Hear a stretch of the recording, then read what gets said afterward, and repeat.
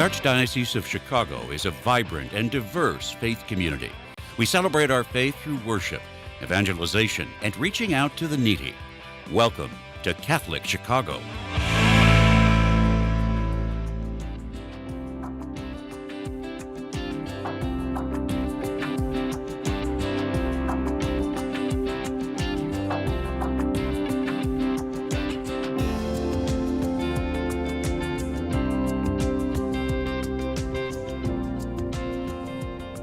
Hi, everybody, and welcome to our show here today. We're doing a half-hour broadcast here today, the Catholic Conference Hour, and we're lucky enough that we are going to be joined by two guests here today. Recording this program in September, and the legislature in Illinois, for those of you who may not know, does not go back into session until November after the election. So we have this little event coming up in November called the 2024 presidential election, where in Illinois, every member of Congress is up for re-election. The Senate is, two-thirds of this Illinois State Senate is up for re-election. Every state rep is up for re-election. Obviously, there's some big races. The biggest of all is the U.S. President's race that, interestingly enough, we're recording this the day after the first presidential debate, might be the only presidential debate. So one of the things we're going to be talking about today is just that, but what we're talking about is a document put out by the United States Conference of Catholic Bishops called Faithful Citizenship. It also has another component to it called Civiliz It, and we're going to be talking with Emily Schumacher-Novak here just in a second. That's going to be the first part of our program. Then the second part of our program, we're going to be talking to Jonathan Greenberg. Jonathan is the new executive director of a group called Empower Illinois. We have been fortunate enough that the former director and many of the staff members from Empower have been on our program before, talking about the scholarship tax credit, but unfortunately, as we know, that was not renewed, but Empower still exists, and we want to bring Jonathan in to talk about what is the future of school choice movement here in Illinois, what is Empower going to do about it, and his new role there. So that's our program today, and so let's now take a turn and let's talk to Emily. Thanks for joining us this morning. Emily Schumacher-Novak is with the Office of Peace and Justice at the United States Conference of Catholic Bishops. Emily, thanks for joining us here for a couple of minutes this morning. Oh, yes. Happy to be here and happy to talk about faithful citizenship anytime. And as was mentioned, we coincidentally just had the first presidential debate last night. And so here we are in the thick of the presidential race. And every 4 years or so, the United States Conference of Catholic Bishops puts out that document, Faithful Citizenship, to help Catholics guide their conscience and talk them a little through about maybe not necessarily who to vote for, but how to form their conscience in order to figure out, wade through some of these things. But I think, as you were pointing out the other day, faithful citizenship is more than just voting. It's about how we engage in the political process. Talk to us a little bit about faithful citizenship, why the bishops put it out, what the document is, how people can access it, that kind of thing. Yeah, you bet. Thanks for the invitation. As you mentioned, Faithful Citizenship is put out about every 4 years by the Bishops' Conference. And we, at the Bishops' Conference, the bishops are really interested in helping Catholics form their consciences. And that is an ongoing, lifelong process, right? We are all, Gaudium et Spes talks about our conscience as that innermost place that God speaks to us. And forming that and continuing to learn how to listen to God's voice is something that goes on and on throughout our lives. And so how do we do that? We do that through reading scripture, to listening to what the church teaches, to engaging in conversation and learning with trusted sources.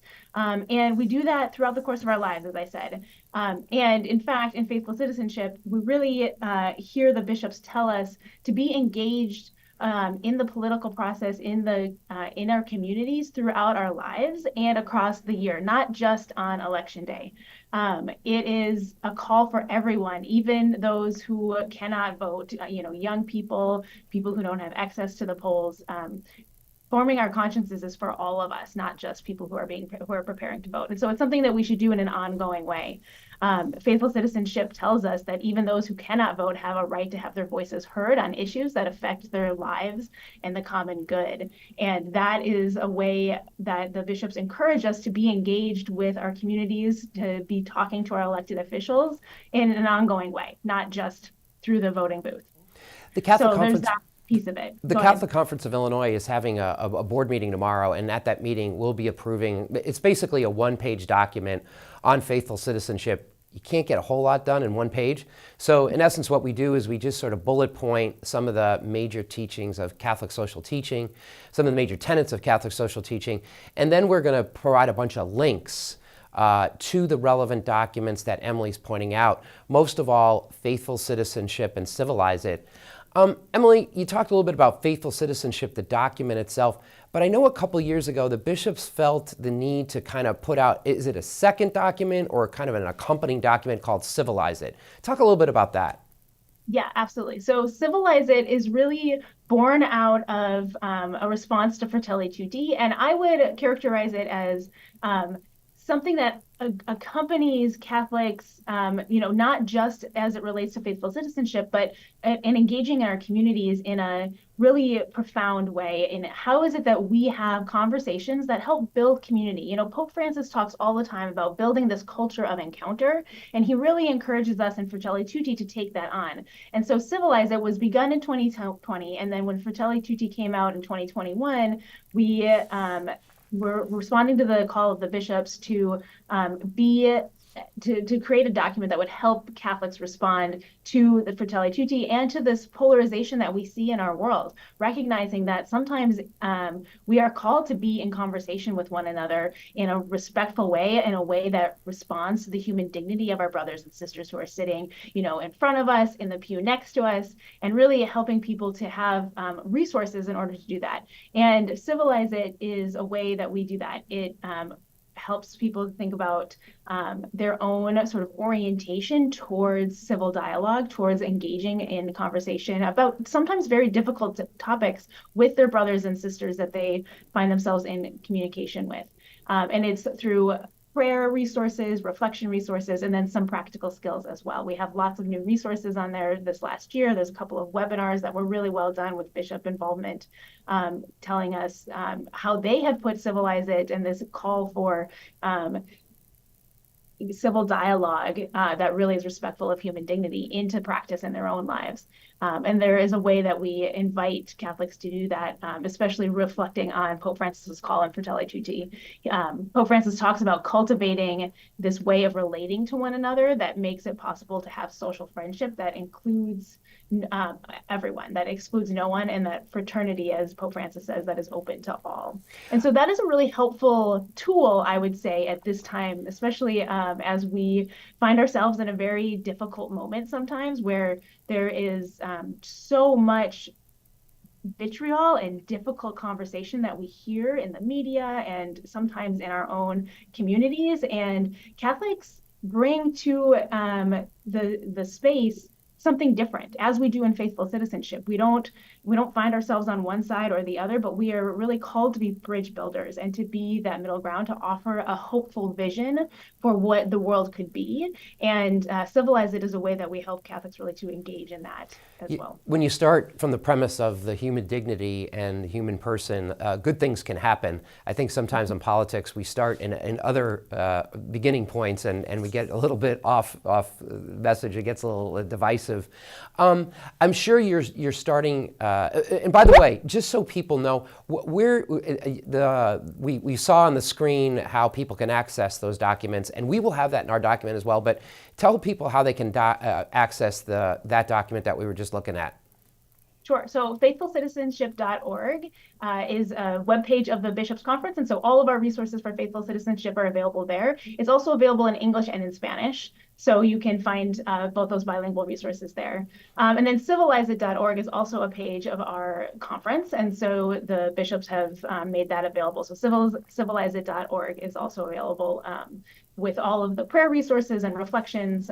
Same for Forum and Consciences for Faithful Citizenship. You can find the document itself, prayer resources, engaging resources to use at a variety of different levels, everything from children in maybe Catholic schools or a religious education program, college students, adult formation, all kinds of resources are available on both of those sites to help people to really engage in their own communities, to think about what God is calling them, how God is calling them to be present and active in their communities, and how they are called to really uplift human dignity. And that's what we're, all of the foundation of all of these documents is coming back to that inviolable belief in the sacredness of the human person and our desire to uphold human dignity in all of our communities around the world. You have probably starting to receive some of the stories or some of the news coming out from various places across the country that are using this document. We have about 2 minutes to go. Can you give us some examples maybe of how parishes, or it doesn't have to be a parish per se, it could be like a prayer group. I'm thinking of like my wife has a women's study, prayer Bible study group. Tell us, like, are groups using these in different capacities, and how's that going? Yeah, it's going really well. We love it when we hear stories of groups using the resources in a variety of different ways. The Forming Consciences for Faithful Citizenship, I have my little copy right here. There you go. And there are, it's not a huge book. So reading it in a study group is something that we always encourage, and it's available on our websites for download in both English and Spanish, so folks have ready access to it. I also have heard really powerful stories of groups coming together to pray around faithful citizenship. We have a novena for faithful citizenship. And one thing that I really appreciate about that is that, you can pray a novena anytime. And one thing we might encourage this year is to pray it over the course of the days leading up to the election, on election day, and then after, because we know that no matter what happens this November, we are called to be bridge builders. We are called to be, beacons of hope and light to our brothers and sisters. And that can be something that we can pray for, that we can be really rooted in God's love for us, in God's love for one another, and that we are called to be engaged in our communities that way.